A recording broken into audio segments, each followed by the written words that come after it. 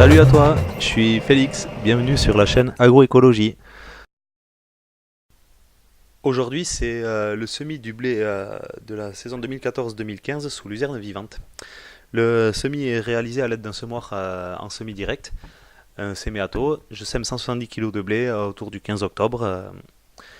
Le grain de blé est positionné à peu près à 3 cm de profondeur sous le couvert de luzerne vivante. Ensuite, il y a eu un broyage et donc le semis dans une couverture vivante est possible seulement si la plante vivante a son cycle qui se met à un certain moment au repos. La luzerne, comme toutes les plantes de la famille des légumineuses, capte l'azote de l'air et le transforme en azote assimilable par les plantes. Et dans un sol non travaillé, les mycorhizes permettent à certaines plantes de fournir 20% de la sève élaborée à des plantes qui sont en symbiose avec les mêmes mycorhizes. La luzerne peut donc fournir un complément de nourriture au blé. Maintenant, on voit le blé qui apparaît sous la luzerne lorsque la luzerne commence à se mettre en dormance avec l'hiver.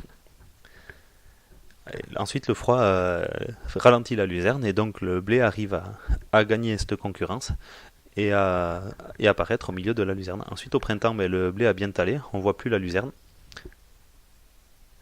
La luzerne permet de structurer le sol grâce à ses pivots qui vont vraiment plus profond que les racines du blé. Et donc la complémentarité fonctionne très bien. On voit maintenant à l'épiaison la luzerne qui apparaît dans le blé. Donc c'est une des meilleures plantes campagne pour le blé. Ensuite, une fois enlevé les pailles, on se retrouve avec la luzerne qui repousse dans les chaumes. Et ça permet de faire packager les animaux avec de la nourriture verte en plein été.